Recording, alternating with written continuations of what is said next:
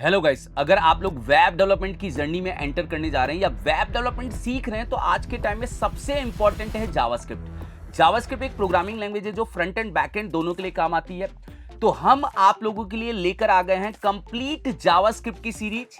यहां पे हम देखेंगे जावास्क्रिप्ट क्या होता है, वीएस कोड का सेटअप कैसे करेंगे, वेरिएबल्स क्या होते हैं, डेटा टाइप्स क्या होता है और कुछ प्रैक्टिकल टास्क जिससे आप जावास्क्रिप्ट को और थोड़ा लॉजिकली समझ पाएं। तो चलिए हम इस इनिंग को स्टार्ट करते हैं। Welcome to code inning by WS Scriptech. I am Pradeep Rai.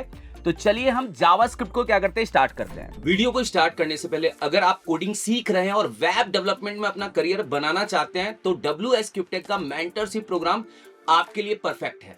AI के टाइम में सिर्फ कोडिंग ही नहीं, स्मार्ट कोडिंग सीखनी पड़ती है। इस मेंटरशिप प्रोग्राम के अंदर आप 15 प्लस रियल वर्ल्ड प्रोजेक्ट्स पे काम करेंगे, 1-to-1 मेंटरशिप होगा और जनरेटिव एआई टूल्स का भी आप यूज करेंगे ताकि एआई से आप रिप्लेस ना हो, आप उसके साथ में ग्रो करें। अगर आप अपनी कोडिंग जर्नी सीरियसली स्टार्ट करना चाहते हैं तो आप अभी ज्वाइन करें इस मेंटरशिप प्रोग्राम को। लिंक आपको डिस्क्रिप्शन में मिल जाएगा। तो चलिए हम वीडियो की तरफ बढ़ते हैं।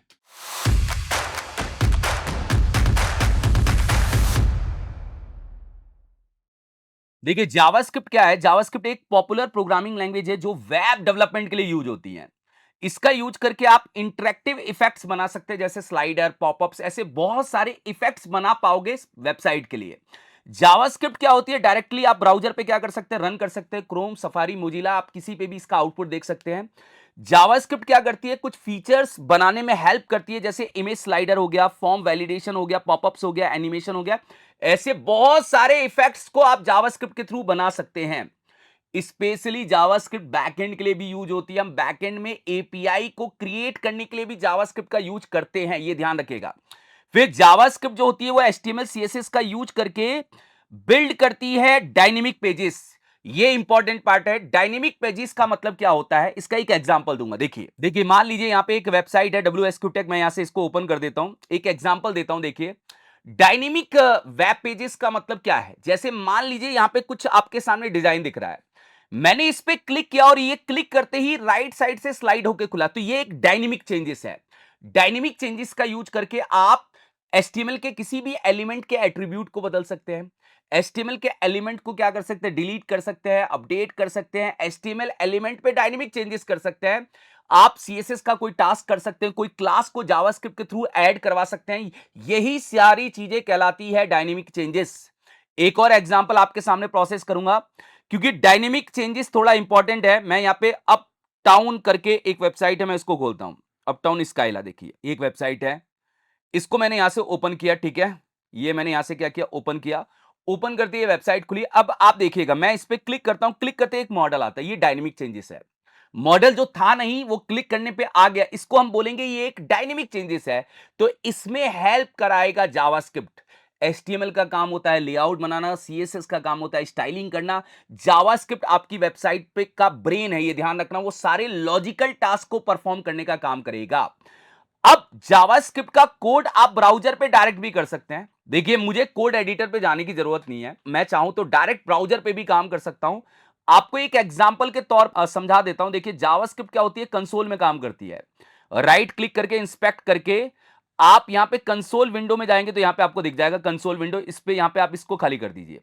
आप यहां पे जावास्क्रिप्ट का काम कर सकते हैं। जैसे मैंने 10+20 लिखा और यहां पे आपके सामने 30 आंसर आ जाएगा। ये एक प्रोग्रामिंग लैंग्वेज है, प्रोग्राम आपके सामने जनरेट हो रहा है। अभी की प्रोग्रामिंग लैंग्वेज क्या होती है, जो हमारे सिस्टम को समझ में आए और समझ के वो आउटपुट में आपको आंसर क्या करे, रिलेट कर दे।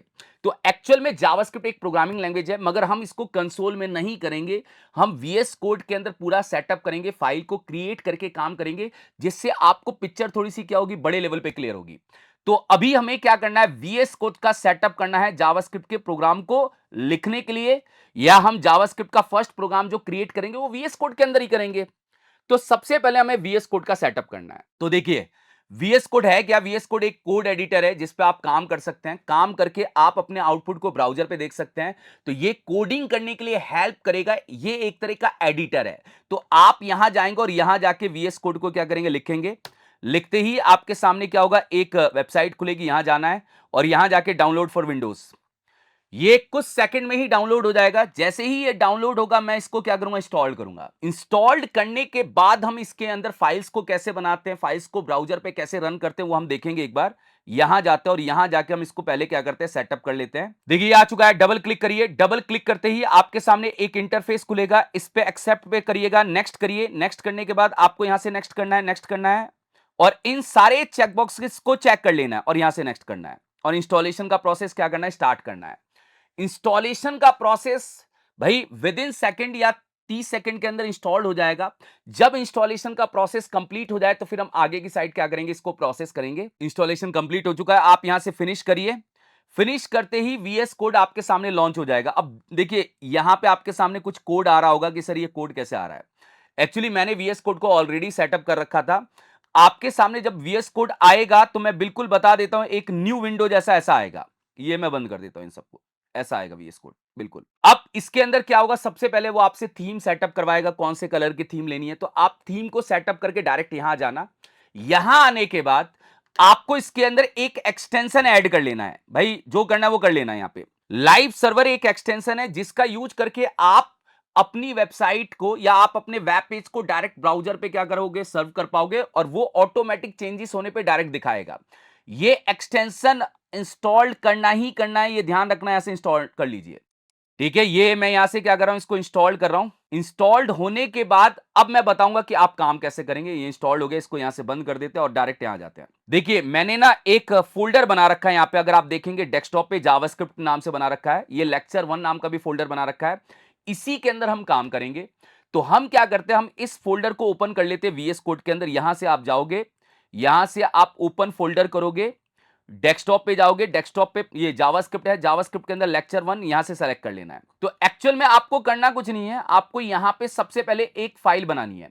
देखिए हम जावास्क्रिप्ट को 3 तरीके से यूज कर सकते हैं, इनलाइन जावास्क्रिप्ट, इंटरनल जावास्क्रिप्ट और एक्सटर्नल जावास्क्रिप्ट।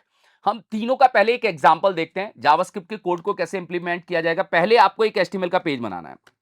हम एक एचटीएमएल का पेज बना रहे हैं जिसका नाम क्या दे रहे हैं, index.html। मैंने ये नाम यहां पे क्या कर दिया, प्रोसेस कर दिया और एचटीएमएल का बेसिक स्ट्रक्चर आपके सामने फॉलो कर दिया। चलो कोई दिक्कत नहीं है।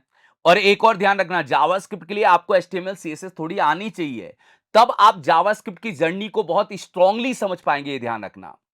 और ये मैंने आपके सामने एक फाइल बनाई। अब मैं आपको एक एग्जांपल देता हूं कि जावास्क्रिप्ट को अगर मुझे इनलाइन यूज करना है तो कैसे करेंगे। एक एग्जांपल, मैंने बटन बनाया, बटन के अंदर सेव लिखा। अब आपको कुछ नहीं करना है, यहां पे लाइव सर्वर पे मूव करिए, ब्राउजर पे चला जाएगा। डायरेक्ट क्या होगा, ब्राउजर पे आपके चला जाएगा। यहां पे ब्राउजर पे आ चुका है, देखिए आ चुका है सर, बिल्कुल। अब मैं चाहता हूं कि मैं इसके ऊपर जावास्क्रिप्ट का कोई प्रोग्राम कर पाऊं, तो मैंने लिखा ऑन क्लिक। ऑन क्लिक क्या है, जावास्क्रिप्ट का इवेंट है, ये आगे पता चलेगा। मैं इनलाइन जावास्क्रिप्ट का एक एग्जांपल दे रहा हूं भाई। और मैंने इसके अंदर अलर्ट लिखा और अलर्ट में लिखा है वेलकम। अलर्ट में क्या लिखा है, वेलकम। तो ये जो अलर्ट है ये जावास्क्रिप्ट का फंक्शन है। ये ऑन क्लिक के ऊपर इनलाइन क्या कर रहा है, काम कर रहा है। ऑन क्लिक के ऊपर इनलाइन काम कर रहा है, जाके क्लिक करते हैं, यहां पे आगे आपका वेलकम। इसको बोलते हैं इनलाइन जावास्क्रिप्ट। इंटरनल जावास्क्रिप्ट का मतलब होता है कि हम जावास्क्रिप्ट के कोड को एक स्क्रिप्ट टैग के अंदर लिखने वाले हैं।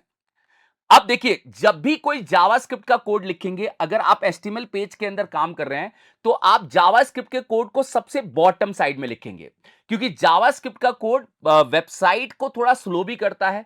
तो हम मोस्टली जावास्क्रिप्ट के कोड को कहां लिखते हैं, एचटीएमएल के कोड के कंप्लीट होने के बाद, मतलब बॉडी का जो एंडिंग पॉइंट होता है, जहां पे आपने सारे कंटेंट को बना दिया, सारे एचटीएमएल टैग को यूज कर लिया, उसके बाद आप जावास्क्रिप्ट का कोड यहां पे लिखेंगे। तो यहां पे आपको स्क्रिप्ट टैग का यूज करना है। स्क्रिप्ट टैग जो है ये कहलाती है आपकी इंटरनल जावास्क्रिप्ट, इसको हम बोलते हैं इंटरनल जावास्क्रिप्ट। यहां पे जो भी आप काम करेंगे वो इंटरनल जावास्क्रिप्ट है। एक एग्जांपल ही दे रहा हूं, देखिए मैंने अलर्ट नहीं समझाया, वेलकम क्यों आपने प्रिंट किया ये भी नहीं समझाया, मैं एक एग्जांपल दे रहा हूं। मान लीजिए कि मैंने यहां पे एक एग्जांपल दिया, डॉक्यूमेंट डॉट राइट। ये क्या होता है मैं समझाऊंगा भाई। अभी मैंने इसके अंदर लिखा है 10+20। ये आंसर आपके पास ब्राउजर पे क्या होगा, आ जाएगा। देखो 30 आ गया। तो ये इंटरनल जावास्क्रिप्ट है। एक्सटर्नल जावास्क्रिप्ट का मतलब होता है कि हम जावास्क्रिप्ट की अलग से फाइल बनाएंगे, उसको एचटीएमएल पेज के साथ में कनेक्ट कर देंगे। ये एक एग्जांपल है, इन दोनों को मैं यहां से उड़ा रहा हूं क्योंकि हमें काम एक्सटर्नल पे करना है। मान लीजिए कि आपने एक जेएस की फाइल बनाई, app.js। app.js बना के आपने इसको एचटीएमएल पेज पे कनेक्ट किया। एचटीएमएल पेज पे कनेक्ट करने के लिए आपको स्क्रिप्ट टैग का ही यूज करना है और यहां लिखना है src। एसआरसी मतलब होता है सोर्स, आपको अपनी जेएस फाइल का सोर्स पास करना है app.js, डायरेक्ट आपने कनेक्ट कर दिया, ये कहलाती है आपकी एक्सटर्नल जावास्क्रिप्ट। भाई डॉक्यूमेंट डॉट राइट आप यहां पे लिख दीजिए, मैंने डॉक्यूमेंट डॉट राइट यहां पे क्या किया, लिख दिया, और राइट लिखने के बाद मैंने इसके अंदर क्या लिखा, वेलकम लिखा। अब आपके ब्राउजर पे वेलकम प्रिंट होकर आ जाएगा, ये जावास्क्रिप्ट के थ्रू आया है। तो हम एक्सटर्नल जावास्क्रिप्ट का मतलब क्या है, हम जावास्क्रिप्ट की फाइल को अलग से बना रहे हैं और फिर उसको अटैच कर रहे हैं। अब हम समझते हैं कि जावास्क्रिप्ट के अंदर, देखिए मैं अब कोड लेवल पे जाता हूं। चलिए देखिए, अब हम ये समझते हैं कि जावास्क्रिप्ट का यूज करके आप फर्स्ट प्रोग्राम बनाएंगे कैसे, मतलब आपको अगर कोई चीज जावास्क्रिप्ट का यूज करके प्रिंट करनी है तो कैसे करेंगे। अब देखिए, जो भी मैं आउटपुट देखूंगा वो ब्राउजर पे देखूंगा। देखिए मैं यहां पे काम करने वाला हूं, मैं एक्सटर्नल जेएस का यूज करने वाला हूं। अब देखिए, प्रिंट करने के लिए जावास्क्रिप्ट हमें क्या करता है, इनबिल्ट फंक्शन देता है। मगर प्रिंट आपको करना क्या है, क्योंकि आप प्रिंट करते समय आपको एक चीज समझनी पड़ेगी। मैं यहां पे बात करूंगा डेटा टाइप की। अब डेटा टाइप में भाई मैं सारे डेटा टाइप नहीं बता रहा हूं आप लोगों को, केवल मैं बात कर रहा हूं नंबर की और मैं बात कर रहा हूं स्ट्रिंग की। क्योंकि आप अगर कोई चीज प्रिंट कर रहे हैं वो प्रिंट किस टाइप की है, नंबर अगर आपको प्रिंट करना है, नंबर क्या होते हैं, जैसे एक इंटीजर नंबर की बात करें, 10 हो गया, 20 हो गया, 30 हो गया, ये इंटीजर नंबर है। फ्लोट नंबर जिसमें पॉइंट के साथ में वैल्यू होती है। कॉम्प्लेक्स नंबर जिसमें इमेजिनरी कोई नंबर होता है वो कॉम्प्लेक्स नंबर होता है। फिर बाइनरी नंबर होते हैं जो 0 1 के फॉर्म में काम करते हैं। अगर आपको कोई भी चीज नंबर के फॉर्म में प्रिंट करानी है तो आप उसको डायरेक्ट प्रिंट करा सकते हैं। डायरेक्ट प्रिंट कराने का मतलब क्या है, जैसे मान लीजिए मैं आपको बता रहा हूं, एक फंक्शन होता है जावास्क्रिप्ट के पास राइट नाम का। मगर राइट फंक्शन डायरेक्ट काम नहीं करता। राइट का काम होता है ब्राउजर पे अपने आंसर को दिखाना। हम उसको यूज करेंगे डॉक्यूमेंट नाम के ऑब्जेक्ट के साथ में। डॉक्यूमेंट ऑब्जेक्ट जावास्क्रिप्ट का एक इनबिल्ड ऑब्जेक्ट है, इसी का एक फंक्शन है राइट। डॉक्यूमेंट डॉट राइट मतलब किसी डॉक्यूमेंट को राइट करना है। डॉक्यूमेंट फिक्स कीवर्ड है, आप उसको नहीं बदल सकते। राइट का काम है ब्राउजर पे कोई आउटपुट दिखाना। जैसे मैंने बोला, अगर आपको कोई नंबर प्रिंट करना है वो डायरेक्ट प्रिंट कर सकते हैं। जैसे मैंने यहां पे 10 लिखा, 10 लिखते ही ब्राउजर पे आपके सामने 10 आ जाएगा। ठीक है, क्या मैं इसमें कोई कैलकुलेशन कर सकता हूं? बिल्कुल कर सकते हो। 10 + 50 यहां पे 60 आंसर आ जाएगा। तो डॉक्यूमेंट एक ऑब्जेक्ट है जो जावास्क्रिप्ट का इनबिल्ड ऑब्जेक्ट है, ये और भी काम करेगा आगे चल के। राइट उसका फंक्शन है जो ब्राउजर पे आंसर दिखाने का काम करता है। मैंने बात की नंबर की, अब मैं बात करूंगा स्ट्रिंग। स्ट्रिंग क्या होता है, किसी भी कैरेक्टर का बना हुआ सीक्वेंस होता है। स्ट्रिंग का मतलब है अल्फाबेट्स, स्ट्रिंग का मतलब है नंबर, स्ट्रिंग का मतलब है स्पेशल कैरेक्टर। अगर किसी भी टाइप के कैरेक्टर का बना हुआ सीक्वेंस आता है वो कहलाता है स्ट्रिंग। जब भी कोई स्ट्रिंग अगर आप लिखेंगे वो सिंगल कोटेशन, डबल कोटेशन या बैकटिक के अंदर लिख सकते हैं। बोले ये मैं इसलिए बता रहा हूं कि अगर आपके मन में आया एक काम करते हैं सर, हम डॉक्यूमेंट डॉट राइट में वेलकम लिख देते हैं। भाई वेलकम एक तरह की स्ट्रिंग है जो डायरेक्ट आप नहीं लिख सकते हो, ब्राउजर पे आपके एरर आ जाएगी और वो एरर आपको डायरेक्ट यहां नहीं दिखेगी। वो एरर राइट क्लिक करके इंस्पेक्ट करके कंसोल में आप लोगों के सामने नजर आएगी, वेलकम इज नॉट डिफाइंड। अब मैं यहां पे ना एक एग्जांपल और देता हूं कि जावास्क्रिप्ट एक इंटरप्रेटर बेस्ड प्रोग्रामिंग लैंग्वेज है। इंटरप्रेटर का मतलब क्या होता है, यहां समझाना आसान है भाई।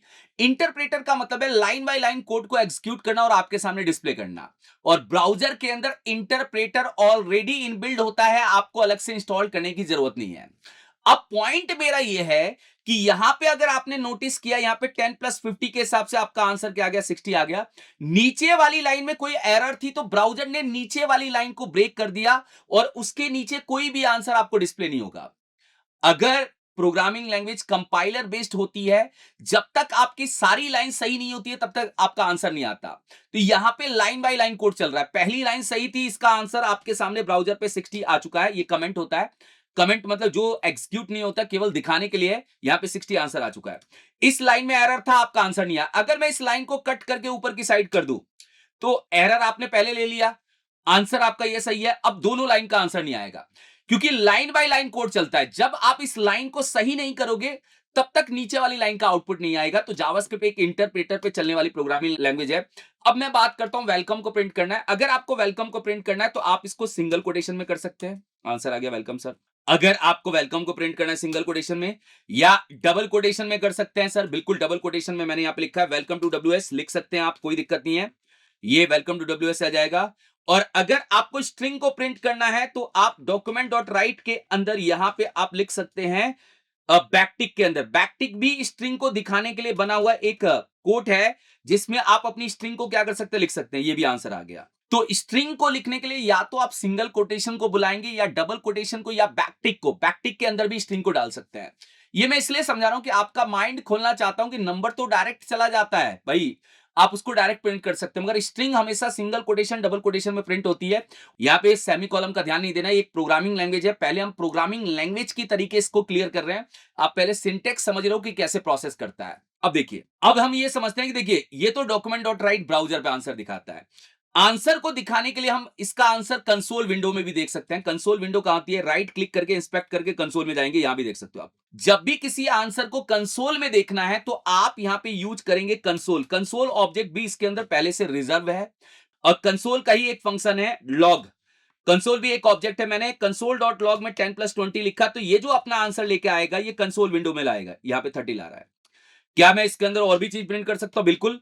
मैंने कंसोल डॉट लॉग के अंदर लिखा है वेलकम, तो ये वेलकम भी क्या करेगा? लेके आ जाएगा। ठीक है सर, कोई दिक्कत नहीं है। और कंसोल ना हम भाई मोस्टली क्या करते हैं, डेवलपमेंट पर्पस के लिए यूज करते हैं, क्योंकि कंसोल में हम चीजें डिबग कर सकते हैं। कंसोल विंडो में हम चीजों को क्या कर सकते हैं, समझ सकते हैं, क्योंकि ये ब्राउजर पे डायरेक्ट नहीं दिखता। अब कंसोल के अंदर आप कॉमा करके मल्टीपल आंसर भी प्रिंट कर सकते हो। जैसे ये पहला आंसर आपका प्रिंट हुआ, इसके साथ में अगर आपको कोई और चीज प्रिंट करनी है वो भी कर सकते हैं। जैसे 20+30 किया, 50 भी आएगा, वेलकम 50 आपका आंसर आ जाएगा। तो कंसोल जो होता है वो कॉमा सेपरेटेड मल्टीपल स्टेटमेंट को प्रिंट कर सकता है।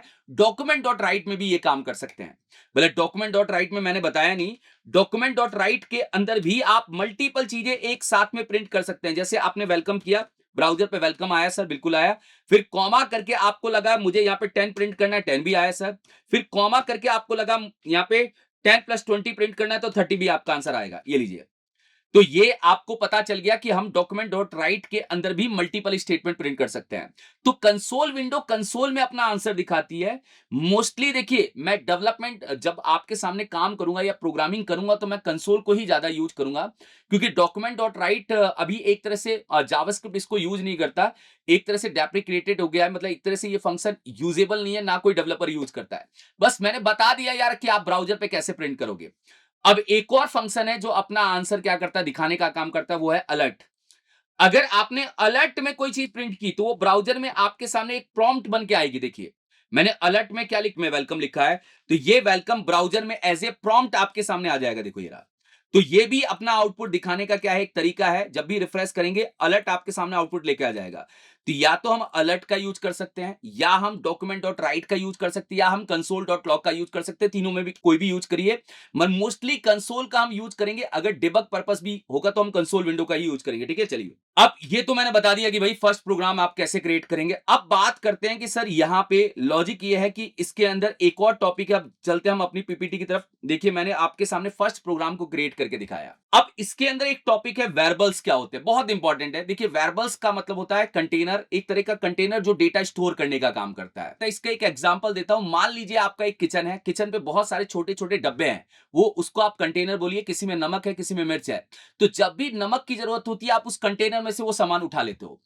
ये क्यों जरूरी है? क्योंकि वेरिएबल का यूज करके आप अपने कोड को थोड़ा और स्मार्ट बना सकते हो। जैसे एक एग्जांपल देता हूं। देखिए मान लीजिए कि मुझे ना यहाँ पे, मैं यहां क्या कर रहा हूं, काम कर रहा हूं, और मैंने यहाँ पे कंसोल डॉट लॉग में लिखा है 10+20, आंसर कितना आएगा सर? 30। ऐसे ही मैंने इसको कॉपी किया, और कॉपी करके मैंने यहाँ पे पेस्ट किया, पेस्ट किया, पेस्ट किया, और मैंने यहाँ पे माइनस लिखा, मैंने यहाँ पे क्या लिखा, इनटू लिखा, और मैंने यहाँ पे डिवाइड लिखा। तो एक्चुअल पॉइंट क्या है, इन चारों के हिसाब से आपका आंसर तो कंसोल में आ जाएगा सर, बिल्कुल आ जाएगा। देखो आ रहा है। मगर मैं आपके सामने एक रिक्वायरमेंट डालूं कि जहां 10 है वहां पे 10 की जगह आप 50 कर दो, तो अब आपको 4 जगह 10 मिलेगा, वहां जाके आपको 50 करना पड़ेगा। आप इसको वेरिएबल बना के स्मार्ट बना सकते हैं। वेरिएबल एक तरह का कंटेनर होता है जिसमें आप डेटा को क्या करते हैं, स्टोर करते हैं। वेरिएबल बनाने के लिए आप यूज कर सकते हैं यहां पे वेर, लेट और कॉन्स्ट। 3 कीवर्ड का यूज होता है वेरिएबल बनाने के लिए। वेर कीवर्ड थोड़ा ओल्ड है और फंक्शनल स्कोप लेके आता है। ओल्ड का मतलब क्या है कि जो पुराने डेवलपर हैं, जो पुराने काम करने वाले डेवलपर हैं, वो वेर को यूज करते हैं। अभी मॉडर्न जावास्क्रिप्ट के अंदर वेर का यूज नहीं होता। वेर का यूज करके वेरिएबल बना सकते हो। वेर का यूज करके वेरिएबल बनता कैसे, एक एग्जांपल दे देता हूं जिससे आपके सामने पिक्चर क्या होगी, क्लियर होगी। देखिए जब भी वेर का यूज करके आप वेरिएबल बनाएंगे, वेर का यूज करके वेरिएबल बनाएंगे, तो वेर कीवर्ड फिक्स है, इसको आप बदल नहीं सकते। यहां देना है आपको कोई नाम। वेरिएबल का नाम हमेशा अल्फाबेट से स्टार्ट होना चाहिए। अभी मैं नेम की रूलिंग बताऊंगा। यहां पे मैंने एक नाम दिया एन, एन जरूरी नहीं आप कुछ भी नाम दे सकते हैं, इक्वल टू का साइन आएगा और यहां पे आप कोई भी वैल्यू असाइन कर सकते हैं। जैसे एन के अंदर आपने असाइन कर दिया 10, तो आप ये बोल सकते हैं जो 10 है वो एन के अंदर गया। यहां पे सिंपल वर्ड में बोला जाता है जो राइट है वो लेफ्ट के अंदर स्टोर हो रहा है। वेर कीवर्ड फिक्स है, वेर कीवर्ड का यूज करके हम वेरिएबल बना रहे हैं एन नाम से, इक्वल टू के साइन के साथ में हमने 10 को इसके अंदर स्टोर किया, ये एक वेरिएबल है। देखिए जावास्क्रिप्ट एक डायनेमिक टाइप की भी लैंग्वेज है। डायनेमिक टाइप की लैंग्वेज का मतलब ये होता है कि आप इसके अंदर किसी भी टाइप की वैल्यू को स्टोर कर सकते हो। ये वेरिएबल नंबर भी ले सकता है, स्ट्रिंग भी ले सकता है, एरे भी ले सकता है, किसी टाइप की भी वैल्यू को स्टोर कर सकता है। अब एक काम करते हैं सर, वेरिएबल बनाते हैं। देखिए वेरिएबल बनाने के लिए आप वेर और यहां पे कोई भी एक नाम, जैसे आपने नाम दिया एन और यहां पे डाल दिया 20, फिर एक और आपने नाम दिया एम, एम में डाल दिया 50, ये दो वेरिएबल बनाए आपने। अब आपने 10 की जगह एन यूज कर लिया और 20 की जगह आपने एम यूज कर लिया, ठीक है। तो यहां पे आंसर क्या आएगा, 70 आ जाएगा सर। देखो जाके यहां पे आंसर अपना क्या आ रहा है, 70 आ रहा है। तो भाई मुझे लगता है कि मैं इस वेरिएबल को यहां पे यूज कर सकता हूं, क्या कर सकते हो, ये लो देखो। यहाँ पे हम माइनस कर देते हैं, यहाँ पे हम इंटू कर देते हैं और यहाँ पे हम डिवाइड कर देते हैं। चलिए जाके आंसर दिखाइए सर। देखिए आंसर आ गया, सही आ रहा है 70 माइनस 30 और यहाँ पे क्या है 1000 आ रहा है और 0.4 आ रहा है, ठीक है। अब देखिए वेरिएबल जो वैर से बनता है, वैर से बना हुआ वेरिएबल ना भाई अपनी वैल्यू को बदल भी सकता है, वैल्यू को भी बदल सकता है। वैल्यू को बदलने का मतलब क्या है सर, मान लीजिए आपने एक वैर नाम से वेरिएबल बनाया n इक्वल टू 20, अगर आपको लगता है तो आप यहां पे जाके वैर और दोबारा से इस नाम को डिफाइन कर सकते हैं और इसके अंदर वैल्यू डाल सकते हैं। जैसे n में मैंने डाल दिया सर 60, इससे होगा क्या, इससे ये होगा कि जो आपने ये वेरिएबल बनाया n इक्वल टू 20, इसका स्कोप जो है वो भाई यहां तक है। जब तक आपने इसको दोबारा डिफाइन नहीं किया तब तक उसका स्कोप क्या है, उस पेज के ऊपर है। तो जैसे n इक्वल टू 20 है, n इक्वल टू 20 यहां तक मिलेगा। और अगर आपने यहां पे कंसोल डॉट लॉग किया n प्लस एम, तो यहां पे आपका आंसर क्या आएगा सर, यहां पे आपका आंसर ये 60 उठाएगा एन के अंदर और एम के अंदर 50, यहां पे 110 आपका आंसर आने वाला है। तो भाई वैर से बना हुआ दोबारा से बना के वैल्यू डाल भी सकती हो, दोबारा से बना के वैल्यू क्या कर सकते हैं, डाल सकते हैं। 110 आंसर आ रहा है। क्या सर इस वेरिएबल में नंबर ही डालना है, नहीं भैया आप स्ट्रिंग भी डाल सकते हो। जैसे अगर आपको लगता है कि कोई वेरिएबल है उसके अंदर मुझे कोई स्ट्रिंग डालना है तो वो भी डाल सकते हैं। जैसे वैर मैंने नेम लिया और नेम के अंदर मैंने क्या डाल दिया, डब्ल्यू डाल दिया, चलिए ये डाल दिया, चलिए। और मैंने कंसोल डॉट लॉग किया और अगर कोई स्ट्रिंग होगी तो भैया वो आप फिर डबल कोटेशन या कोटेशन में लिखेंगे और नेम को प्रिंट कर दिया। जाके हम इसका आंसर देखते हैं। एक और चीज ध्यान रखना, जब भी यहां पे क्रॉस बना हुआ आ जाए, ये वीएस कोड के अंदर बता रहा है, तो आप समझ जाना कि ये एक रिजर्व कीवर्ड है। तो यहां पे मैं एक काम कर देता हूं, मैं इसका नाम दे देता हूं यूजर नेम, क्योंकि रिजर्व कीवर्ड का मतलब जावास्क्रिप्ट का पहले से रिजर्व कीवर्ड है जो बता रहा है कि इस नाम से कुछ है जावास्क्रिप्ट के अंदर। अब नहीं आया, देखो डब्ल्यू एस तो अभी भी आ गया, क्लियर है सब, ठीक है। अब वैर से बना हुआ वेरिएबल, भाई ऐसा भी नहीं है कि आप वैर कीवर्ड का यूज करके ये नाम दो, आप डायरेक्ट इसकी वैल्यू भी बदल सकते हो। जैसे यूजर नेम में मैं यहां गया और मैंने यहां पे डाल दिया प्रदीप, तो एक्चुअल पॉइंट क्या है मैं समझाना चाहता हूं कि आपने वेरिएबल बनाया var user name equal to WSQTech, आपने यूज किया, यूज करने के बाद आपने उसकी वैल्यू बदल दी। तो वेर से बना हुआ वेरिएबल अपनी वैल्यू भी बदल सकता है। फिर अगर आप इस वैल्यू को एक्सेस करोगे यहां पे, देखिए ऊपर की साइड एक्सेस करेंगे तो WSQTech ही आएगा। अगर आप लोग ऊपर की साइड एक्सेस करेंगे तो WSQTech ही आएगा, देखो आ रहा है। और अगर आप इस वेरिएबल को नीचे एक्सेस करेंगे तो यूजर नेम में क्या जा चुका है, प्रदीप जा चुका है। तो यूजर नेम में प्रदीप जा चुका है तो प्रदीप आएगा। तो वैर से बना हुआ वेरिएबल दोबारा से डिफाइन भी हो सकता है, उसके अंदर वैल्यू भी आ सकती है, या वैर से बने हुए वेरिएबल को आप क्या कर सकते हो, केवल उसकी वैल्यू भी रिप्लेस मार सकते हो।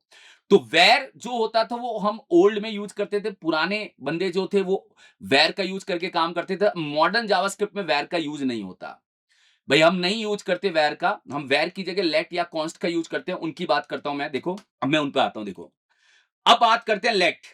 लेट से बना हुआ वेरिएबल ना, लेट से बने हुए वेरिएबल की दो खासियत आप समझना।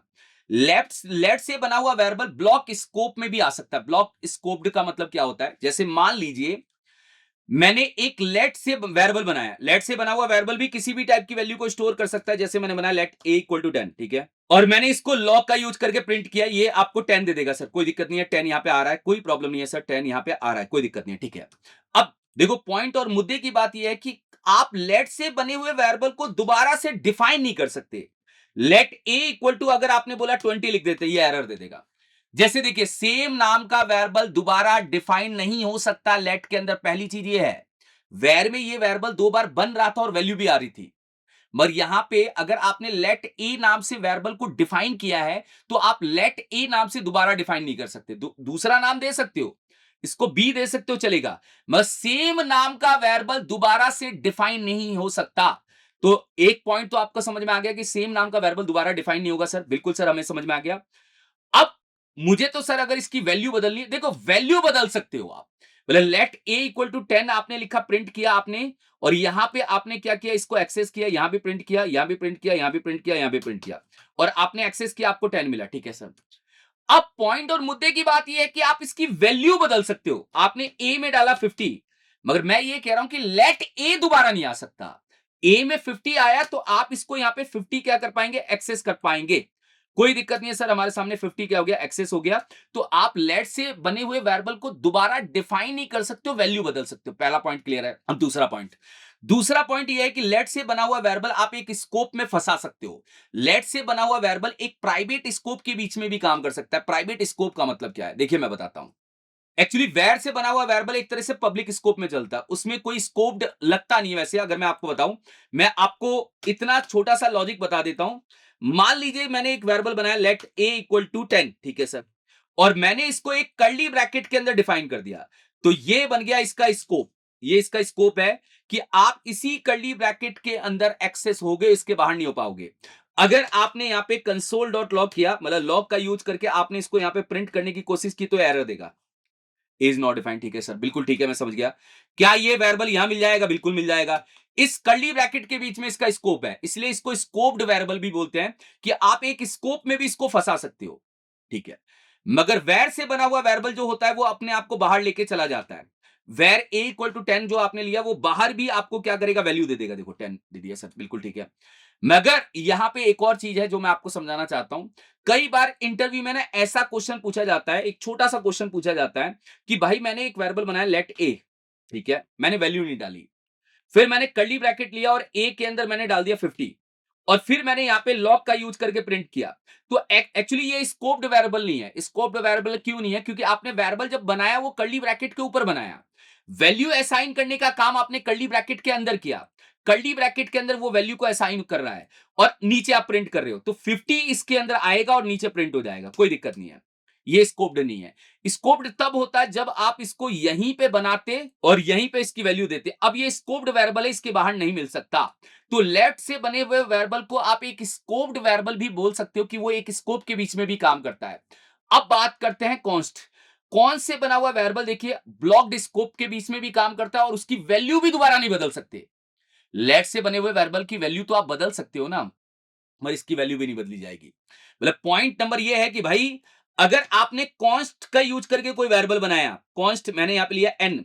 कॉन्स्ट का मतलब होता है कांस्टेंट। कांस्टेंट का मतलब है वैल्यू जो आपने एन के अंदर डाल दी वो कभी बदली नहीं जाएगी।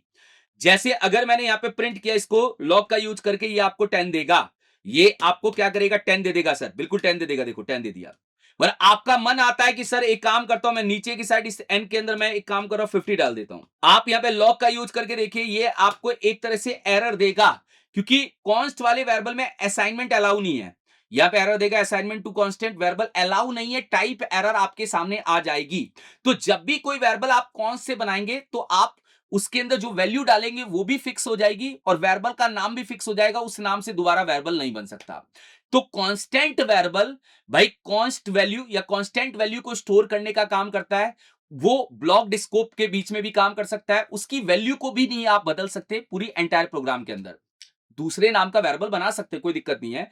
तो आपको वेरिएबल का मतलब पता चल गया कि वेरिएबल एक तरह का कंटेनर है जो वैल्यू को स्टोर करने का काम करता है। वेर कीवर्ड का यूज करके जो वेरिएबल बनाते हैं वो आप एंटायर प्रोग्राम में एक्सेस कर सकते हैं, उसकी वैल्यू कहीं भी बदल सकते हैं। लेट से बने हुए वेरिएबल को आप प्राइवेट स्कोप में भी रख सकते हैं, और कौन से बने हुए वेरिएबल को आप कांस्टेंट बनाते हो, ना आप उसकी वैल्यू बदलोगे, ना वेरिएबल को दोबारा से डिफाइन कर सकते हो। तो ये चीजें आप लोगों के सामने क्लियर हो गई होंगी। अब हम बात करेंगे डेटा टाइप्स की, मगर डेटा टाइप पे जाने से पहले यार एक दो क्वेश्चन तो बनते हैं ना। बिल्कुल बनते हैं सर। एक क्वेश्चन है बहुत, मतलब मैं पूछता हूं क्लास के अंदर, मान लीजिए एक कर्ली ब्रैकेट है, इस कर्ली ब्रैकेट के अंदर मैंने कॉन्स्ट लिया, और कॉन्स्ट लेके मैंने एन इक्वल टू ले लिया 50। एक क्वेश्चन पूछा जाता है कि अगर मान लीजिए मैं यहां पे वेर n इक्वल टू 20 लिख दूं तो क्या होगा। देखिए ये जो है ये वेरिएबल इसी कर्ली ब्रैकेट के अंदर मिलेगा और वहीं खत्म हो जाएगा। तो ये जो आपने n बनाया ये n अलग है और ये n अलग है। अगर मैं कर्ली ब्रैकेट हटा दूं तो फिर दिक्कत है, तो दिक्कत है। अगर मैंने कर्ली ब्रैकेट लगाया तो इस कर्ली ब्रैकेट के अंदर ये जो कॉन्स्ट n है इसी का स्कोप बस पड़ा हुआ है और ये जो वेर n है वो नीचे की साइड अपना स्कोप क्या करेगा, देगा। मगर अगर आप यहां एक्सेस करोगे तो आपको 20 मिलेगा, ठीक है, 20 मिलेगा। और यहां एक्सेस करोगे तो आपको क्या मिलेगा, यहां पे 50 मिल जाएगा। ओके सर, कोई दिक्कत नहीं है, हमें पता चल गया यहां पे 50 मिल जाएगा। डन है सर, कोई दिक्कत नहीं है। अब एक और को एक छोटा सा और देखिए, एक ना कॉन्सेप्ट होता है जावास्क्रिप्ट के अंदर होस्टिंग का कॉन्सेप्ट। होस्टिंग का कॉन्सेप्ट काम करता है वेर पे। वेर पे कैसे काम करता है मैं बताता हूं। जैसे मान लीजिए मैं आपके सामने एक एग्जांपल देता हूं। आपने यहां पे लेट n इक्वल टू 50 लिया और आपने गलती से n को ऊपर प्रिंट किया, नहीं प्रिंट करने देगा। ये नहीं प्रिंट करने देगा क्योंकि इसके ऊपर होस्टिंग का कॉन्सेप्ट काम नहीं करता। ये एक तरह से आपको एरर देने वाला है। देखो कि cannot access n before initialization, मतलब आपने इसको इनिशियलाइज नहीं किया। अगर आप ऊपर इनिशियलाइज कर देंगे तो एक्सेस कर सकते हैं, नीचे की साइड बना के ऊपर नहीं एक्सेस कर सकते। ये कॉन्स्ट में भी काम नहीं करेगा, मगर वैर में ये काम करता है। वैर में ये एक एरर नहीं देगा, वैर में ये एक तरह की एरर नहीं देगा। वैर में ये देगा आपको अनडिफाइंड का प्रोसेस। ये एरर नहीं देगा, अनडिफाइंड देगा। सर अनडिफाइंड क्यों दिया? देखो वैर से जो बना हुआ वेरिएबल होता है, ये ध्यान रखना, वैर से जो बना हुआ वेरिएबल होता है उसके ऊपर होस्टिंग का कॉन्सेप्ट काम करता है। होस्टिंग के कॉन्सेप्ट में एक ही चीज होती है, जब आपने वेरिएबल को बनाया और वेरिएबल को अगर आपने ऊपर एक्सेस किया तो ये एक्चुअल में क्या करता है, ये जो वेरिएबल के डिफाइन का काम है ये ऊपर की साइड ऐड कर देता है। जब भी आपका प्रोग्राम रन होता है, रन होते ही ये करता क्या है, जो variable var n equal to यहां पे 50 लिया है, ये केवल वेर एन को ऊपर की साइड क्या करेगा, डिफाइन कर देगा। होस्टिंग के कॉन्सेप्ट में वैर से बना हुआ वेरिएबल टॉप लेवल पे चला जाता है, वैल्यू के साथ में नहीं जाता, केवल नाम के साथ में जाता है। मतलब डिफाइन ऊपर होगा, वैल्यू स्टोर ऊपर नहीं होगी।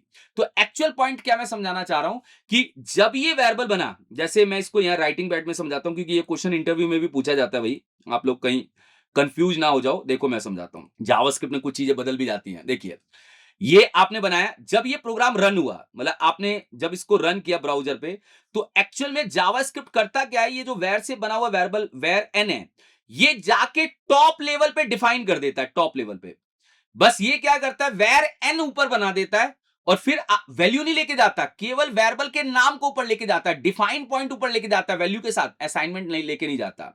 तो एक्चुअल में एन इसको मिलता तो है, मगर एन में कोई वैल्यू नहीं मिलती है, तो यहां पे वो अनडिफाइंड क्या करता है, सेटल कर देता है।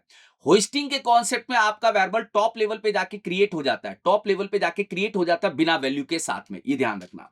तो होस्टिंग का कॉन्सेप्ट केवल वैर के ऊपर काम करता है, लेट और कॉन्स्ट के ऊपर काम नहीं करता। ये इंटरव्यू में भी क्वेश्चन पूछा जाता है, इसलिए इस चीज को मैंने यहां पे क्या किया, रिलेट कर दिया। देखिए अब वेरिएबल्स नेम के कुछ रूल्स होते हैं, उसको आपको फॉलो करना है। वेरिएबल नेम आप अल्फाबेट से स्टार्ट कर सकते हो, अंडरस्कोर से भी स्टार्ट कर सकते हो और डॉलर से भी स्टार्ट कर सकते हो नाम को, मगर कभी भी नंबर से स्टार्ट नहीं कर सकते हो। जैसे आपका मन आया कि मैं वेरिएबल का नाम बना देता हूं वन नेम, ऐसे मतलब नंबर का वन और नेम करके बना देता हूं और यहाँ पे इसके अंदर WS स्टोर कर लेता हूं, ये गलत है, नहीं करना आपको। वेरिएबल के नाम के बीच में स्पेस भी नहीं देना। जैसे अगर आपको लगता है कि एक वेरिएबल का नाम यूजर नेम बनाना है, तो एक काम करते हैं यूजर, एक छोटा सा काम करते हैं, यहाँ पे लिख देते हैं यूजर और स्पेस देके नेम ले लेते हैं। ये भी नहीं रखना, ये भी आपको ध्यान रखना है, ये भी गलत है। वेरिएबल के नाम में ये भी चीज नहीं आनी चाहिए। वेरिएबल के नाम में आप रिजर्व कीवर्ड का भी यूज नहीं कर सकते हो। रिजर्व कीवर्ड का मतलब जो जावास्क्रिप्ट के पहले से रिजर्व कीवर्ड है उसको भी वेरिएबल के नाम में आप यूज नहीं कर पाओगे। और वेरिएबल के नाम को थोड़ा अगर प्रोफेशनली स्मार्टली अगर रखना है और दो वर्ड है तो आप उसको कैमल केस में लिखिए। जैसे मान लीजिए कि अगर आपको यूजर नेम नाम का वेरिएबल बनाना है तो आपने यहाँ पे यूजर नेम का एन कैपिटल और यहाँ पे आप इसको ऐसे क्या करेंगे, प्रोसेस कर देंगे, यूजर नेम बन जाएगा। फिर मान लीजिए कि अगर आपको कोई वेरिएबल एक सिंगल नाम का देना है तो उसको स्मॉल में रखिए। जैसे मान लीजिए आपको एक मान लो एज नाम का वेरिएबल बनाना है, तो एज नाम का वेरिएबल बनाए स्मॉल में, यहाँ पे हमने 10 डाल दिया। यहाँ पे मान लीजिए यूजर नेम में आपने प्रदीप डाल दिया। तो वेरिएबल के नेम का भी रूल आपको प्रोसेस में क्या करना है, ध्यान देना है। ये रूल अगर आप ध्यान रखेंगे तो आपके लिए प्रोफेशनली ये चीजें क्या होंगी, सही होंगी। जैसे एक एग्जांपल के तौर पे मान लीजिए कोई बंदा आके बोलता है एक काम करो सर, वन नाम से वेरिएबल बनाओ और इसमें 10 डाल दो, और आप यहाँ पे लॉग का यूज करके वन को प्रिंट कर लो। और जाके मैं ब्राउज़र पे इसका आंसर देता हूँ। देखो इनवैलिड लेफ्ट साइड लिखा हुआ आ रहा है, तो कभी भी वेरिएबल का नाम नंबर से बन ही नहीं सकता भाई। तो आप ये समझिए, अगर मान लीजिए ये एक एज है, तो एज नाम का वेरिएबल इक्वल टू 10 का मतलब है हमने एज के अंदर 10 को क्या किया, स्टोर। यहाँ पे आपका आंसर क्या होगा, आ जाएगा, देखिए 10 आ गया। ठीक है सर, अगर कोई वेरिएबल हमें ऐसा बनाना है जिसमें 2 वर्ड है, तो मैं वही बोल रहा हूँ कि आप पहले वर्ड को स्मॉल में लिखिए, दूसरे वर्ड का पहला लेटर कैपिटल लिखिए। प्रोफेशनली ऐसे ही लिखा जाता है कंपनी लेवल पे। और यहाँ पे हमने प्रदीप ले लिया। और मान लीजिए मैंने इसको लॉक करके प्रिंट किया, तो यहाँ पे आपके सामने क्या हो जाएगा, प्रिंट हो जाएगा, प्रदीप प्रिंट हो जाएगा, ये देखिए। अब आप कहोगे सर आपने इसके अंदर कोई भी सिंबल नहीं लगाया। अगर मैंने कोई भी लेट वेर कॉन्स्ट कुछ नहीं लगाया, तो ये वेर से ही वेरिएबल बन जाता है। वैसे मैं लेट का यूज करके ही सिंबल को क्या करूंगा, प्रोसेस करूंगा, जिससे आप इसको क्या कर पाओगे, बना पाओगे। ठीक है, देखिए प्रदीप आ गया। तो वेरिएबल के नेम की रूलिंग का भी ध्यान रखना है। वेरिएबल का नाम हमेशा अल्फाबेट से आना चाहिए, स्टार्ट होना चाहिए, स्पेस नहीं होना चाहिए, स्पेशल सिंबल नहीं होने चाहिए शुरू में।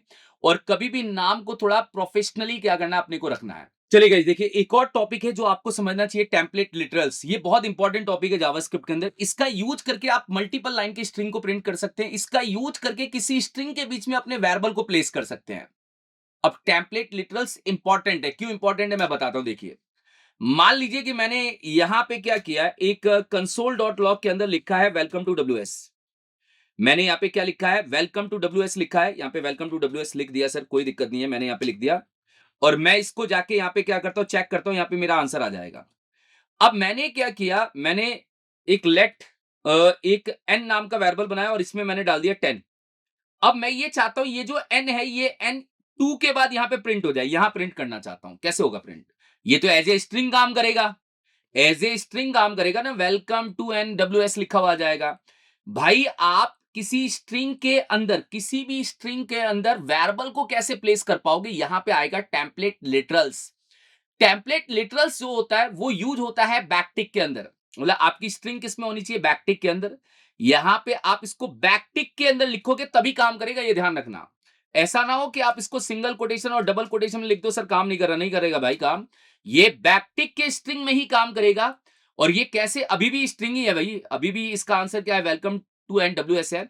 मगर ये वेरिएबल जैसा कैसे यूज होगा, आपको यूज करना पड़ेगा डॉलर का सिंबल, कर्ली ब्रैकेट के अंदर ये नाम। जैसे ही ये नाम आप इसके अंदर प्रिंट करेंगे, आपका वेरिएबल यहां पे एक्सेस होने लग जाएगा। तो टेम्पलेट लिटरल्स एक तरह का लॉजिक है जिसमें आप अपनी स्ट्रिंग के बीच में अपने वेरिएबल को प्लेस करा सकते हो। और टेम्पलेट लिटरल्स काम करता है बैकटिक के अंदर, ये ध्यान रखना। और अगर आपको मल्टीपल लाइन की स्ट्रिंग लिखनी है तो आप इसको यूज कर सकते हैं। मल्टीपल लाइन की स्ट्रिंग का मतलब क्या है, जैसे मान लीजिए आपको बैकटिक लगा के यहाँ पे लिखना है, वन में लिखना है। मैंने यहाँ वन में लिखा है नेम, जैसे मैंने वन में लिख दिया यहाँ पे नेम, ठीक है। यहाँ पे 2 में लिख दिया मैंने ईमेल, एक छोटा सा एग्जांपल दे रहा हूं। और मैं जाके यहाँ पे क्या कर रहा हूं, चेक कर रहा हूं। ये देखिए मल्टीपल लाइन की स्ट्रिंग आपके सामने क्या हो रही है, प्रिंट हो रही है। तो मल्टीपल लाइन की स्ट्रिंग को प्रिंट करने का काम भी कौन करेगा, टेम्पलेट लिटरल्स ही करेगा। तो टेम्पलेट लिटरल्स इंपॉर्टेंट है, जब भी कोई वेरिएबल स्ट्रिंग के बीच में प्लेस करना होगा तो काम आएगा, मल्टीपल लाइन की स्ट्रिंग को लिखना होगा तो काम आएगा। चलिए अब आगे बढ़ते हैं।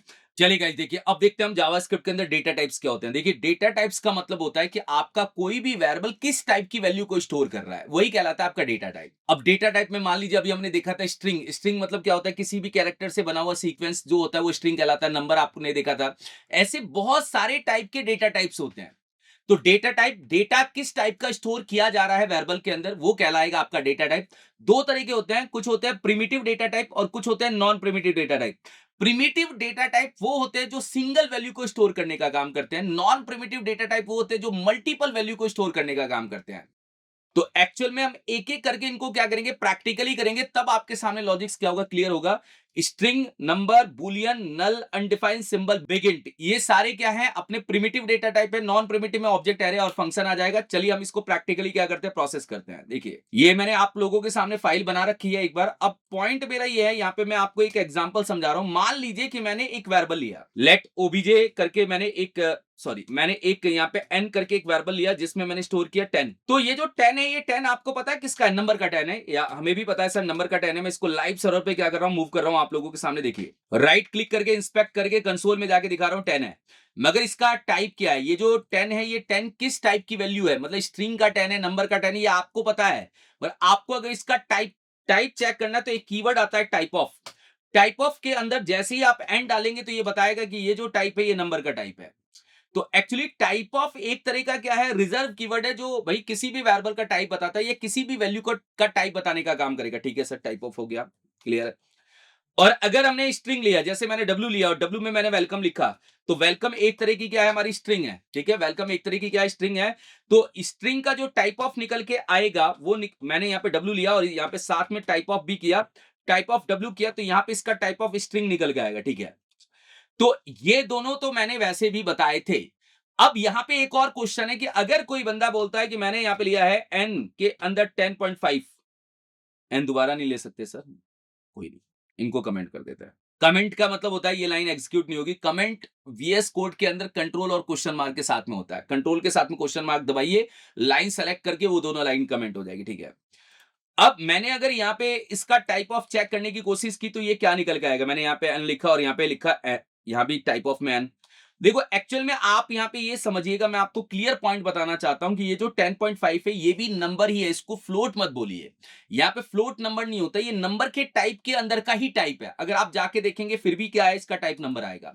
तो फ्लोट देंगे तो भी इसका टाइप नंबर आएगा, इंटीजर देंगे तो भी इसका टाइप नंबर आएगा, आगे चल के आप यहाँ पे बाइनरी देंगे तो भी इसका टाइप क्या आएगा, नंबर ही आएगा। तो ये भी पिक्चर आपके सामने क्लियर है।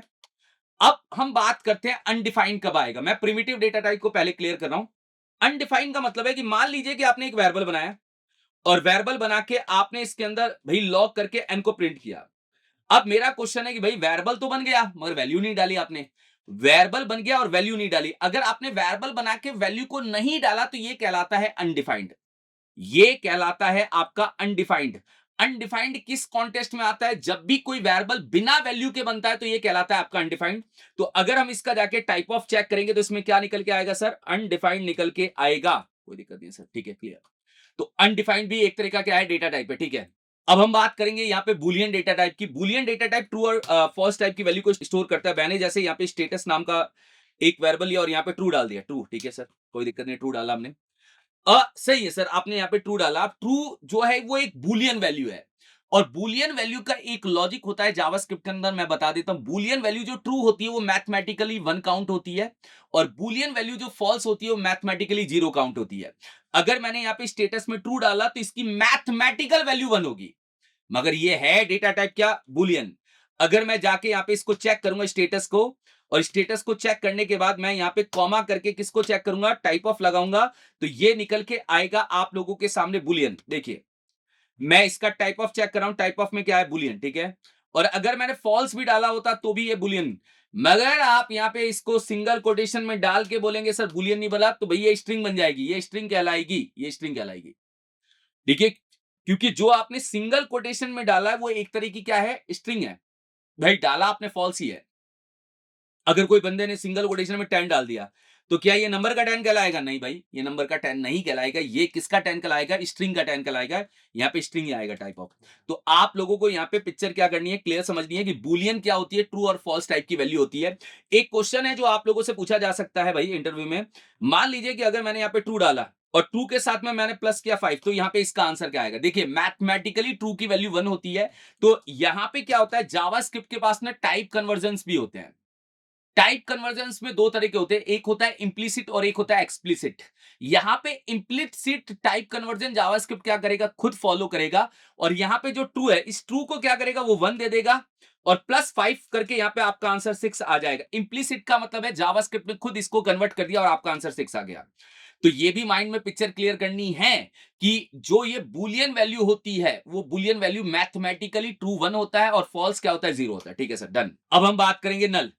देखिए नल भी एक तरह का क्या है, डेटा टाइप है। नल एक तरह से डेटा टाइप कब बिहेव करता है, मान लीजिए कि आपने कोई ऑब्जेक्ट बनाया और उस ऑब्जेक्ट के अंदर कोई की नहीं है तो वो एक तरह से नल वैल्यू रिप्रेजेंट करेगा। नल मतलब एक तरह से ब्लैंक वैल्यू को ही हम यहाँ पर रिप्रेजेंटेशन देते हैं।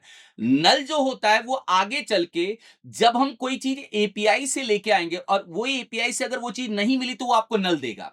तो नल एक तरह से ब्लैंक वैल्यू को ही कंसीडर करता है। जैसे मैंने यहाँ पे एन के अंदर क्या लिखा, नल। कमेंट कर दो सर, ठीक है, कमेंट कर देते हैं, नल लिखा।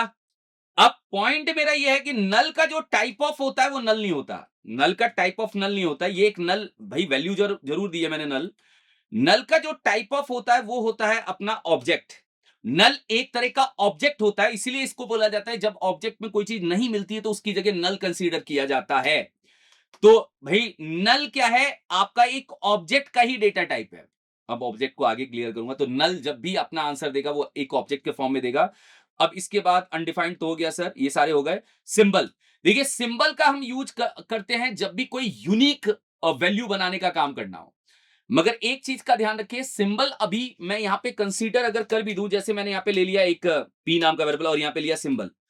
अब सिंबल में मैंने डाल दिया यहां पे हेलो 1 2 3, ठीक है। तो एक्चुअली ये एक यूनिक वैल्यू बना देगा। जैसे मान लीजिए आपने एक और वेरिएबल बनाया यहां पे P1, ये P1 हो गया, ये चलो P2 हो गया, और यहां पे भी वैल्यू डाली सेम। तो एक्चुअली ये दोनों अलग अलग आइडेंटिफाई काउंट करेंगे। ये सिंबल के अंदर का हेलो 1 2 3 अलग बन जाएगा और इस सिंबल का हेलो 1 2 3 अलग बन जाएगा। तो सिंबल हम तब यूज करते हैं जब भी हमें कोई यूनिक आइडेंटिफाई कराना हो, किसी को यूनिक आइडेंटिफाई वैल्यू करनी हो, तो हम सिंबल का क्या करते हैं, यहां पे यूज करते हैं। मैं लॉग का यूज करके इसका टाइप ऑफ भी आपको दिखा देता हूं। टाइप ऑफ मैं P1 चेक कर लेता हूं क्या आ रहा है, देखिए। तो यहां पे सिंबल निकल के आएगा। तो सिंबल हमेशा एक यूनिक वैल्यू को बनाने का क्या होता है, रिप्रेजेंटेशन होता है।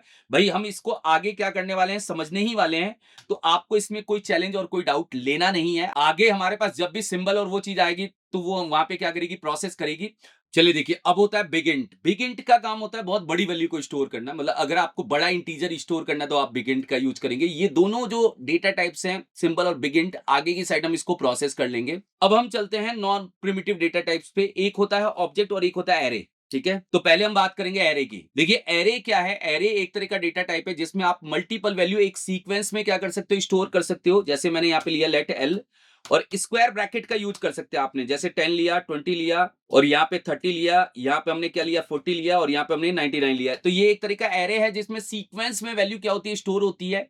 एरे काम करता है इंडेक्स पे। एरे का एक बड़ा चैप्टर आगे की साइड आएगा। केवल मैं डेटा टाइप का क्या कर रहा हूं, इंट्रोडक्शन दे रहा हूं आपको। बहुत बड़े लेवल पे एरे को हम आगे क्या करने वाले, क्लियर करने वाले। मगर एरे जो अपना टाइप ऑफ बनाता है वो ऑब्जेक्ट बनाता है। मतलब जावास्क्रिप्ट में एरे नाम की वैसे कोई चीज है नहीं। अगर आप इसको जाके यहाँ पे रन करेंगे तो इसका जो टाइप ऑफ निकल के आएगा वो टाइप ऑफ भाई नहीं निकल के आएगा आपका एरे। अगर आप देखते हैं यहाँ पे एरे आया है, मगर इसका टाइप ऑफ जो निकल के आएगा वो एक तरह का ऑब्जेक्ट आएगा। तो एरे भी यहाँ पे एक तरह का क्या होता है, ऑब्जेक्ट ही कहलाता है, ये ध्यान रखना। एरे भी एक तरह का क्या ऑब्जेक्ट है, ठीक है सर। और ऑब्जेक्ट्स क्या होते हैं, ऑब्जेक्ट्स जो होते हैं वो आपके की और वैल्यू के पेयर पे बनते हैं। जैसे मैंने मान लीजिए यहाँ पे एक ओबीजे नाम का वेरिएबल लिया, इक्वल टू का यूज करके कर्ली ब्रैकेट के अंदर ऑब्जेक्ट बनते हैं। कर्ली ब्रैकेट के अंदर की और वैल्यू के पेयर से ऑब्जेक्ट बनते हैं।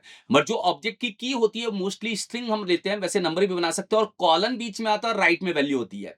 तो मैंने अगर यहाँ पे एक की बनाई, नेम कॉलन करके मैंने यहाँ पे लिख दिया प्रदीप, तो नेम हमारे क्या हो गई, की हो गई, और कॉलन से हमारा क्या होता है, ऑब्जेक्ट की और वैल्यू क्या होती है, एक तरह से कंबाइन होती है।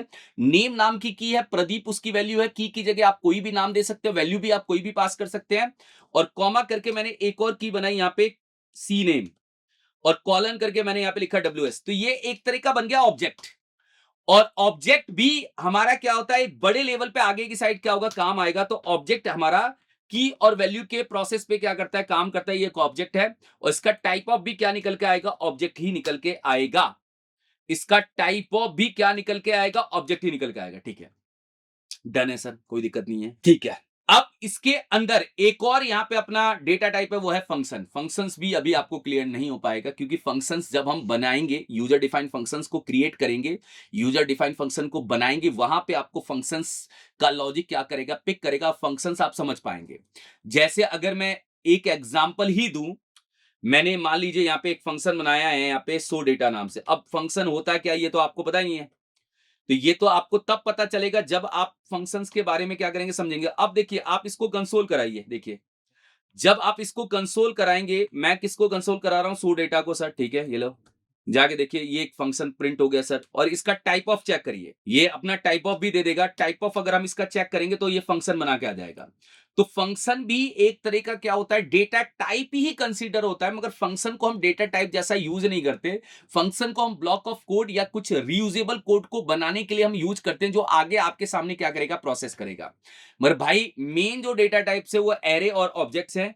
इन दोनों डेटा टाइप्स आपके सामने क्या होने चाहिए, क्लियर होने चाहिए। तब आप एक अच्छे लेवल पे क्या कर पाओगे, खेल पाओगे और अच्छे लेवल पे काम कर पाओगे। अब कुछ चैलेंजेस हैं जो आपको मैं बता देता हूं। देखो यहाँ पे जावास्क्रिप्ट थोड़ा-सा कभी-कभी क्या होती है, अलग बिहेव करती है। कैसे, मैं समझाता हूँ। देखिए, मान लीजिए आपके सामने एक एग्जांपल मैंने यहाँ पे कंसीडर किया। मान लीजिए कि मैंने एक वेरिएबल बनाया यहाँ पे लेट n इक्वल टू 10 और मैंने यहाँ पे कंसोल डॉट लॉग किया और कंसोल डॉट लॉग करके मैंने यहाँ पे n दिया। ठीक है सर, n में क्या पड़ा है, 10 पड़ा है। ठीक है, अब मैंने इनटू कर दिया और यहाँ पे डबल कोटेशन में 20, तो आपका आंसर क्या आएगा? फंस गए आप तो। सर ये तो स्ट्रिंग का है, ये तो स्ट्रिंग है और ये नंबर का 10 है, ये स्ट्रिंग का 20 है। मतलब आप यहाँ पे देखिए, मैं लिख रहा हूं, आप यहाँ पे कमेंट में लिख रहा हूं, आप यहाँ पे नंबर के 10 को इंटू कराना चाहते हैं स्ट्रिंग के 20 से। क्या ऐसा पॉसिबल है? बिल्कुल पॉसिबल है। जावास्क्रिप्ट यहाँ पे अपने इंप्लिसिट टाइप कन्वर्जन की हेल्प से, इंप्लिसिट का मतलब क्या है कि भाई जब ये इनटू को लेगा तो इनटू को लेते समय उसके माइंड में एक चीज जनरेट होगी कि भाई एक तरफ हमारा क्या है, भाई नंबर है और एक तरफ जो है वो भी नंबर है, मगर वो नंबर स्ट्रिंग का है। तो जावास्क्रिप्ट का इंप्लिसिट टाइप कन्वर्जन यहां पे क्या करेगा, इसको कन्वर्ट कर देगा नंबर में। मतलब ये जो चीज है ये नंबर में कन्वर्ट हो जाएगी और आपके सामने यहां पे आंसर 200 आ जाएगा। देखो, मगर यही कहानी काम नहीं करती। सर किस कॉन्टेस्ट में काम नहीं करती है, आप मुझे बताइए। देखिए, ये कहानी जो काम नहीं करती है वो काम नहीं करती है प्लस के कॉन्टेस्ट में, क्योंकि प्लस का जो जावास्क्रिप्ट में दो काम होता है, प्लस के दो काम होते हैं। वो ऑपरेटर में वैसे आपको बड़े लेवल पे क्लियर कराया जाएगा। प्लस का पहला काम होता है एडिशन करना। जैसे मान लीजिए कि मैंने यहाँ पे क्या किया, 10 प्लस 20 दिया, तो ये एडिशन होके क्या होगा, 30 आ जाएगा। सर कोई नहीं, मगर आप लोगों ने यहाँ पे लिखा लॉग का यूज कर लिया और आपने बोला कि हम ले लेते हैं एन, एन में 10 पड़ा है सर प्लस, और मैं 20 ले लेता हूं।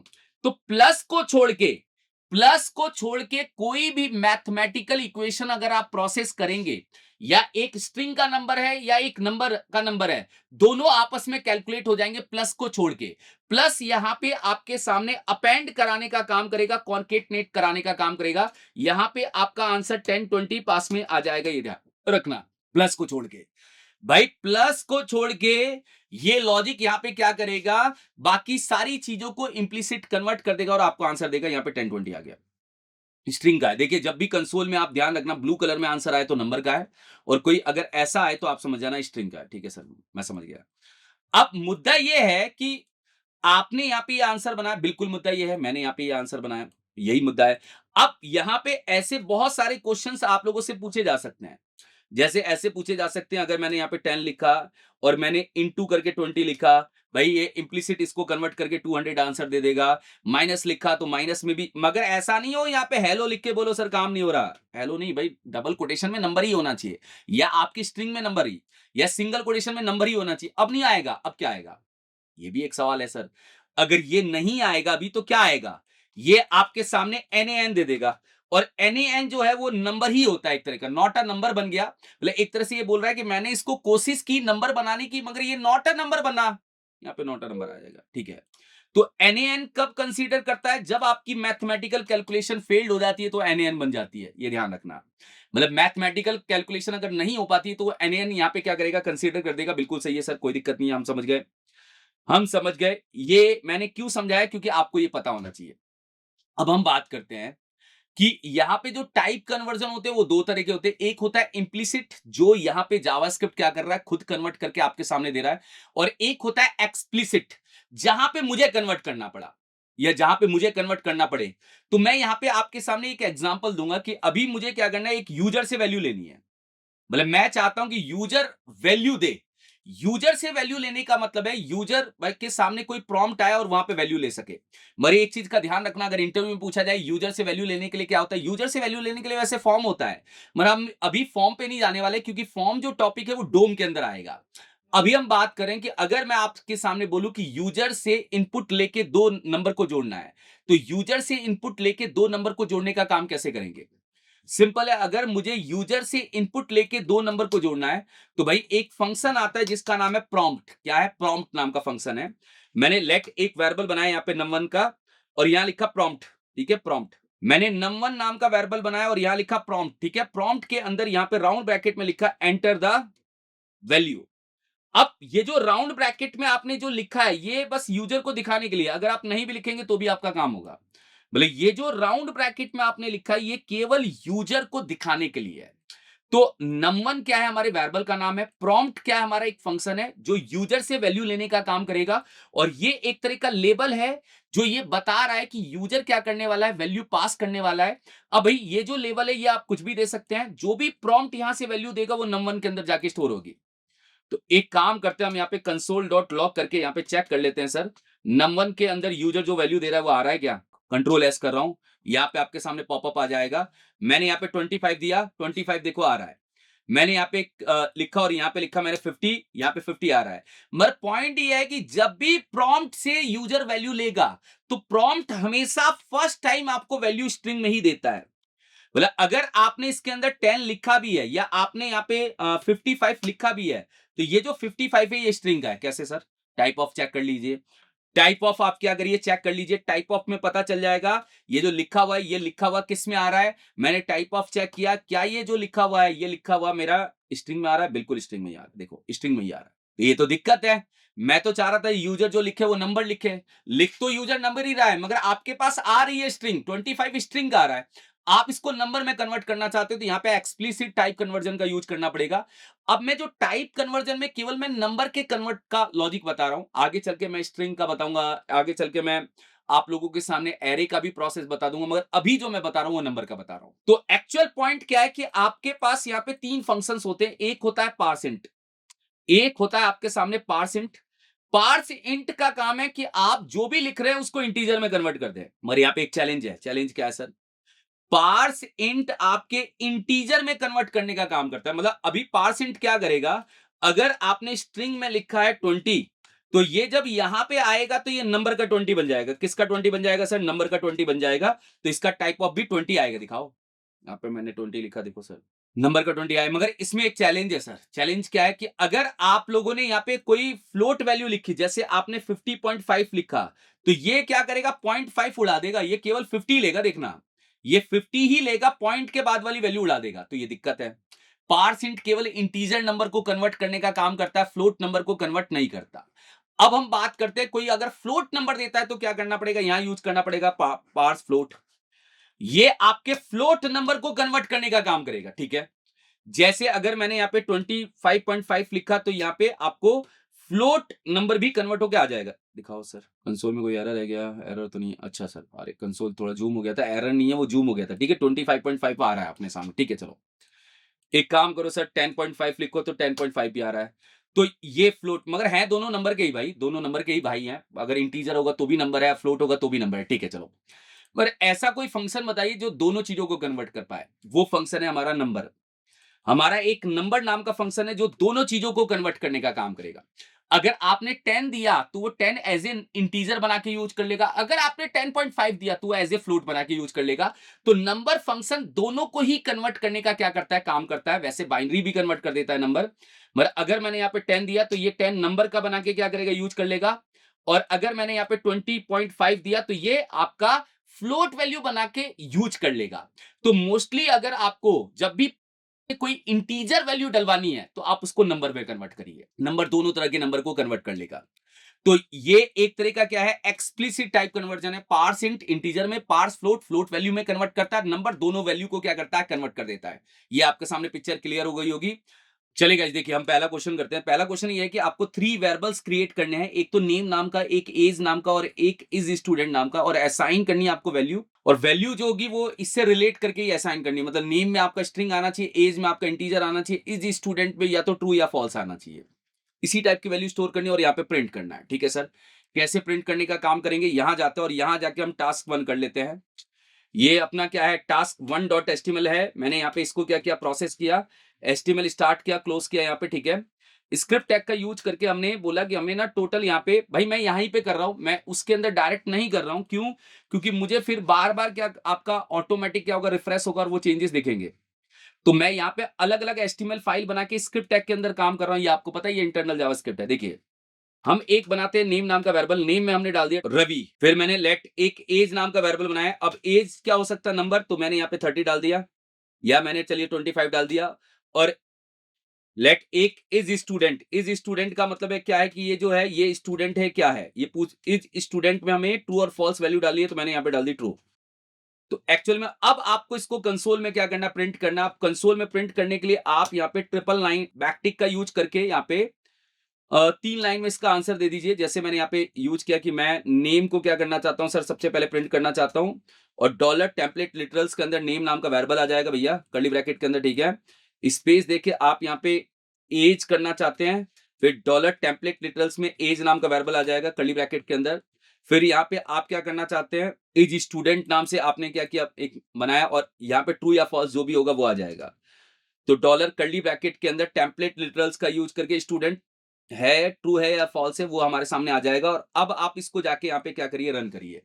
यही कह रहा है वो कि आपको 3 वेरिएबल लेना, और 3 वेरिएबल को लेके आपको इससे रिलेटेड वैल्यूज को क्या करना है, प्रिंट करना है। कंसोल में जाके देखते हैं, यहाँ पे आंसर आ चुका है। नेम में रवि है, एज में 25 है, एज स्टूडेंट ट्रू है, ठीक है। अगर आपको और थोड़ा अच्छा बनाना है तो यहाँ पे इक्वल टू का साइन दे दो, कोई प्रॉब्लम नहीं है। और अच्छा आपके सामने क्या होगा, प्रोसेस हो कट जाएगा, जाके चेक कर लीजिए, देखिए डन। तो ये आपके सामने पिक्चर क्या है, क्लियर है, कोई दिक्कत नहीं है सर। आगे वाले क्वेश्चंस पे जाते हैं। आगे वाला क्वेश्चंस क्या है, हमें कोई वेरिएबल क्या करना है, डिक्लेयर करना है। डिक्लेयर एंड अपडेट वेरिएबल, मतलब कोई वेरिएबल डिक्लेयर करके उसके अंदर वैल्यू अपडेट करनी है। कैसे होगी सर, पहली चीज ये ध्यान रखना कि वेरिएबल जो होना चाहिए, जैसे टास्क 2 का मतलब क्या है सर, टास्क 2 का मतलब है कि आपको यहाँ पे कोई वेरिएबल बनाना है। बिल्कुल वेरिएबल बनाएंगे सर। मैंने एचटीएमएल का बेसिक स्ट्रक्चर यहाँ पे क्या किया, फॉलो कर लिया एक बार। पीवाई बना दिया गलती से, एचटीएमएल बनाना चाहिए। चलो, जब मैं पाइथन के वीडियो बना रहा था तब मैं जावास्क्रिप्ट लिख रहा था, अब मैं जावास्क्रिप्ट बना रहा हूँ तो पाइथन। चलिए वो हो जाता है कभी कभी, ठीक है। चलिए मैं यहाँ पे जाके एचटीएमएल का बेसिक स्ट्रक्चर क्या करता हूँ, फॉलो करता हूँ। और यहाँ पे मैंने स्क्रिप्ट टैग का क्या किया, यूज किया। और स्क्रिप्ट टैग के अंदर मैं गया और मैंने जाके बोला एक काम करते हैं, एक छोटा सा काम करते हैं। हमें क्या करना है, डिक्लेयर करना है वेरिएबल। जैसे मैंने एक वेरिएबल डिक्लेयर किया यहाँ पे, एज इक्वल टू मैंने यहाँ लिखा 32। अब पॉइंट ये है कि देखो, आपको अगर इसकी वैल्यू को अपडेट करना है, वैल्यू को अपडेट करने का मतलब है एज के अंदर नई वैल्यू डालनी है। एज के अंदर अगर नई वैल्यू डाली है तो डाल सकते हैं, मगर इसके लिए एक चीज का ध्यान रखना कि आपका वेरिएबल कौन से बना हुआ नहीं होना चाहिए, कॉन्स्ट नहीं होना चाहिए। आप एज में 35 डालेंगे और यहाँ पे लॉग का यूज करके देखेंगे तो आपके सामने एज के अंदर क्या होगा, 35 आ जाएगा। और जाके हम इसको यहाँ से क्या करते हैं, चेक कर लेते हैं, प्रिंट हो जाएगा आपके सामने, देखिए। और राइट क्लिक करके इंस्पेक्ट करके कंसोल में जाके चेक करते हैं, यहाँ पे 35 हो गया। तो यही कह रहा था कि एक वेरिएबल लेना है, वेरिएबल में वैल्यू कैसे अपडेट होती है वो बताइए। सिंपल क्वेश्चन था ये, तो कोई दिक्कत नहीं। अब आगे बढ़ते हैं। देखिए कि आपको एक काउंट नाम का वेरिएबल लेना है, उसमें 5 का इंक्रीमेंट करके भैया उसको प्रिंट करना है। वैसे ये ऑपरेटर का क्वेश्चन है, मगर फिर भी मैं यहाँ पे आपको क्या कर रहा हूँ, प्रोसेस कर रहा हूँ कि आप इसको कैसे कर पाएंगे। सेम वेरिएबल को यूटिलाइज करके, सेम वेरिएबल होगा, जैसे सेम वेरिएबल क्या होगा सर, काउंट होगा। हमने यहाँ पे लेट काउंट नाम का एक सेम वेरिएबल बनाया, मतलब काउंट नाम का ही एक वेरिएबल बनाया। काउंट में मैंने क्या डाला, 10। अब मुझे काउंट में ही +5 करके क्या करना है, काउंट को प्रिंट करना है। कोई नहीं, देखिए एक सिंपल तरीका होता है। अब आप यहाँ पे काउंट लिखिए, काउंट में मैंने इक्वल टू क्या लिखा, काउंट। अब काउंट में इक्वल टू काउंट का मतलब है 10 ही आया है भैया, क्योंकि 10 है, यहां से 10 यहाँ पे आ गया। एक चीज मैंने क्लियर बताई है कि राइट जाता है लेफ्ट के अंदर, राइट हमेशा लेफ्ट के अंदर जाके क्या होता है, स्टोर होता है।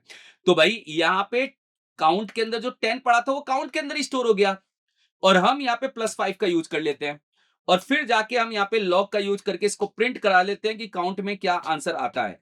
तो जाके अगर हम इसको चेक करेंगे, यहाँ पे 15 आपका आंसर आ जाएगा, कोई दिक्कत नहीं। इसका एक और तरीका है करने का, क्या या तो आप इसको यूज करिए, या बंदा क्या कर सकते हैं, यहाँ पे लिख सकता है काउंट प्लस इक्वल टू 5। तो ये भी सेम लॉजिक है कि काउंट में जो पड़ा है उसमें +5 करो और काउंट में डाल दो। अभी इसका आंसर क्या आएगा, इसका आंसर 20 आएगा।